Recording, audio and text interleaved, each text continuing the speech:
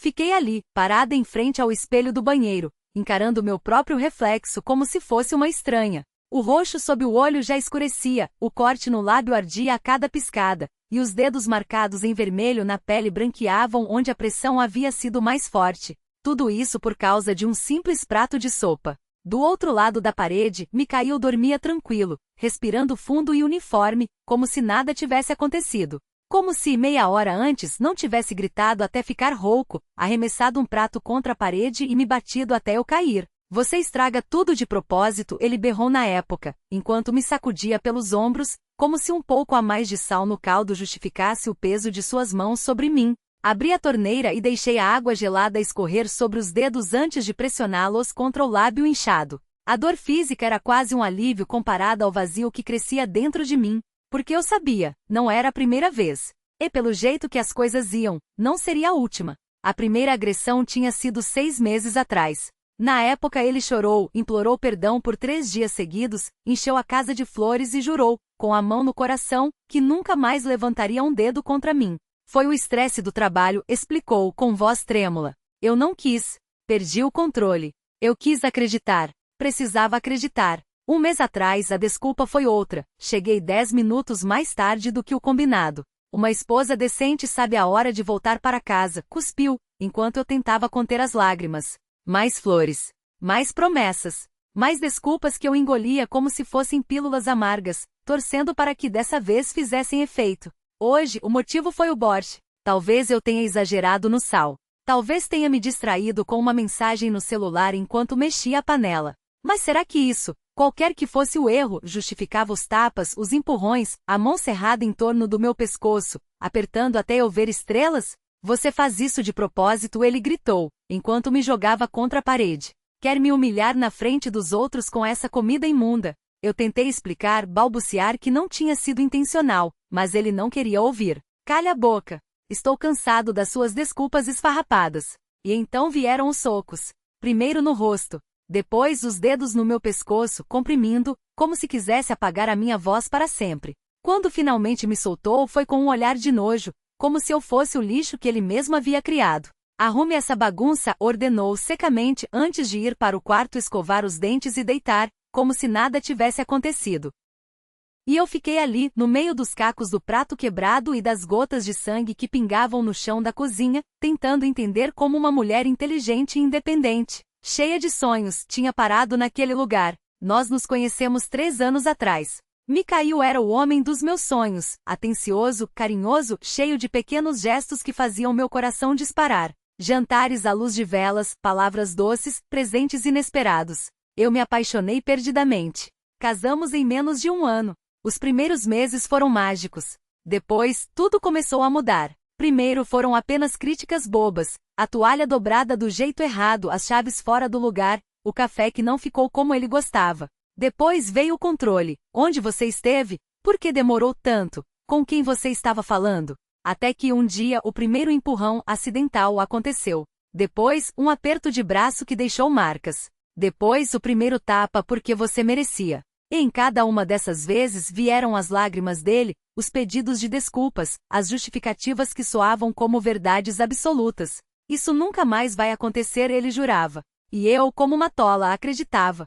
Porque como poderia um homem que me amava tanto ser um monstro? Mas a verdade é que monstros não nascem prontos. Eles são forjados, aos poucos, enquanto convencem suas vítimas de que a violência é apenas um desvio de rota, um erro passageiro, algo que pode e deve ser perdoado. Peguei o celular com as mãos trêmulas e abri a lista de contatos. Mãe, irmã, amigas. Para quem ligar? O que dizer? Oi, só queria avisar que meu marido me espancou hoje. Eles não iriam acreditar. Para o mundo, Mikhail era o marido perfeito, bem-sucedido, educado, charmoso. Nas festas, ele era o homem que abria a porta para as mulheres, que elogiava minha roupa, que contava piadas e fazia todos rirem. Como você arrumou um marido tão maravilhoso? Perguntavam as amigas com inveja nos olhos. Eu sorria, concordava, enquanto escondia os hematomas debaixo de camadas de corretivo. Digitei o número da Nastya, mas não consegui completar a ligação. O que ela pensaria? Que eu havia perdido a cabeça? Que estava inventando coisas? Preparei um chá, sentei-me à mesa da cozinha e fiquei ali, remoendo cada palavra, cada olhada, cada momento que nos levou até aquele ponto. Será que eu era mesmo o problema? Talvez Mikhail tivesse razão. Talvez eu fosse uma esposa ruim. Afinal, ele nunca me batia sem motivo. A sopa salgada demais, a camisa mal passada, uma palavra fora de hora. Talvez qualquer outra mulher soubesse fazer melhor. Talvez eu merecesse aquilo. Mas então me lembrei dos meus pais. Meu pai nunca havia levantado a voz para minha mãe, quanto mais a mão. Mesmo quando ela queimava o jantar ou esquecia um compromisso, ele podia ficar chateado, mas jamais a teria tocado com violência. Porque pessoas que amam não magoam quem amam. Não assim. Não de propósito. E de repente tudo ficou claro. O problema não era eu. Nunca foi. O problema era um homem que acreditava ter o direito de me tratar como um objeto que podia ser ajustado a tapas. Quando ele acordou na manhã seguinte, estava fresco, disposto, como se a noite anterior não tivesse existido. Ao me ver, franziu a testa. O que aconteceu com seu rosto? Perguntou, com um tom de falsidade que já me era familiar. Esbarrei na porta de novo, respondi, automaticamente.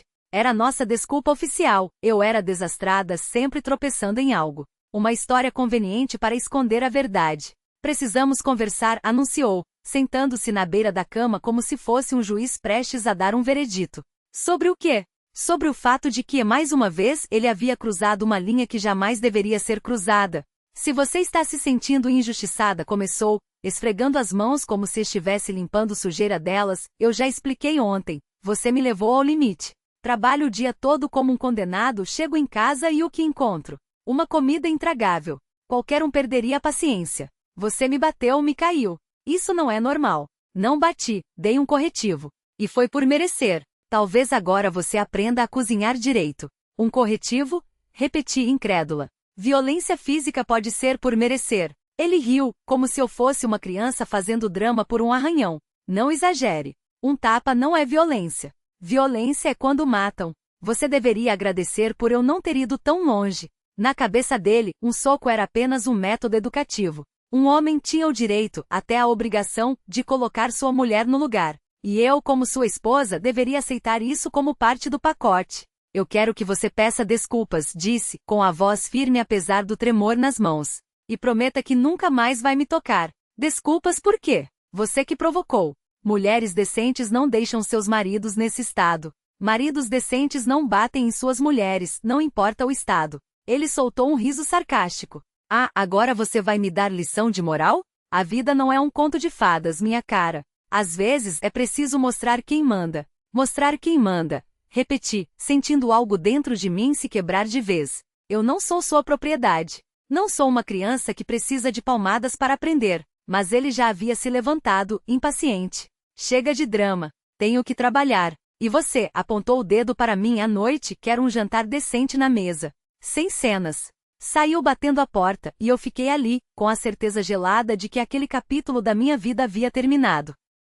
Liguei para o trabalho e disse que estava doente. Depois, com os dedos ainda trêmulos, digitei o número da linha de apoio a vítimas de violência doméstica. Fiquei minutos olhando para a tela, o coração batendo tão forte que pensei que fosse explodir, até que finalmente apertei o botão de chamada. Alô, serviço de apoio, atendeu uma voz calma do outro lado. Meu nome é Ana, falei, e as palavras saíram como um suspiro que eu prendi há meses. Meu marido, ele me bate. Foi a primeira vez que admiti isso em voz alta. E, naquele segundo, soube que era o primeiro passo para me salvar. A mulher do outro lado não me julgou. Não perguntou o que eu tinha feito para provocá-lo. Apenas disse, com uma firmeza que me deu forças, isso não é culpa sua. E você não precisa aguentar. Até o fim do dia eu já tinha um plano. O endereço de um abrigo, o número de uma amiga que morava em outra cidade e poderia me acolher, uma mala escondida no armário com o essencial. Quando Mikhail chegou em casa à noite, estava de bom humor, preparei seu prato favorito, sorri enquanto ele elogiava a comida, fingi que tudo estava normal. Até que quando ele terminou de jantar, olhei nos olhos dele e falei, Misha, eu estou indo embora. Ele congelou, o garfo pairando no ar. O quê? Amanhã de manhã eu vou embora. E não vou voltar. Por causa daquilo ontem, riu incrédulo. Você sabe que não foi de propósito. Foi você quem me provocou. Não, Mikhail. Foi você quem me bateu. E vai continuar batendo, porque acha que tem esse direito. Mas eu não vou mais permitir. Ele se levantou devagar, os olhos escurecendo daquela forma que eu já conhecia bem. Você não vai a lugar nenhum. É minha esposa. E vai fazer o que eu mandar. Não respondi, recuando até sentir a lâmina do facão de cozinha contra as costas. Não vou. Ele ergueu a mão, mas dessa vez eu não me encolhi. Se você se aproximar, eu grito. E chamo a polícia. Quem vai acreditar em você? Zombou. Todos sabem como você é perfeita. Como eu sou um marido exemplar. Talvez, concordei. Mas eu vou acreditar em mim. E isso é o que importa. E pela primeira vez em muito tempo, senti algo que havia esquecido como era. A certeza de que não importa o que viesse pela frente, eu merecia algo muito melhor do que aquilo. Vamos ver quem vai levar a pior, ele rosnou, como se ainda tivesse cartas na manga. Mas quando tentei me agarrar novamente não hesitei, liguei para a polícia. Mikhail não esperava por isso. Seu rosto se contorceu em uma máscara de incredulidade quando os oficiais chegaram, registraram as marcas no meu corpo e redigiram o boletim de ocorrência. Ele tentou se justificar, apenas uma discussão de casal, mas os hematomas na minha pele gritavam mais alto que suas desculpas esfarrapadas. Onde você vai morar? Para onde vai? Perguntou um dos policiais enquanto Mikhail, encurralado, me fitava do canto da sala com um ódio que já não me assustava. Era um ódio pequeno, mesquinho, o ódio de quem percebe que perdeu o jogo. Um mês depois, o divórcio foi finalizado. Mikhail tentou de tudo, promessas de mudança, juramentos de que iria à terapia, garantias de que nunca mais levantaria a mão. Mas eu já sabia a verdade que as mulheres aprendem na pele. Quem bate não muda por palavras, só muda quando as consequências o forçam a olhar no espelho. E as consequências dele foram perder tudo. Hoje vivo sozinha. Construo uma vida nova tijolo por tijolo, sem medos nem desculpas. Às vezes o vejo na rua. Ele sempre desvia o olhar. Dizem que tem outra mulher. Sinto por ela, não pela traição, mas pela ilusão que ela ainda não sabe que está vivendo. Aquele sopa salgada demais foi a última coisa que preparei para ele. E sabe, nunca me arrependi, porque algumas receitas são melhores queimadas do que servidas para quem não merece nem as migalhas.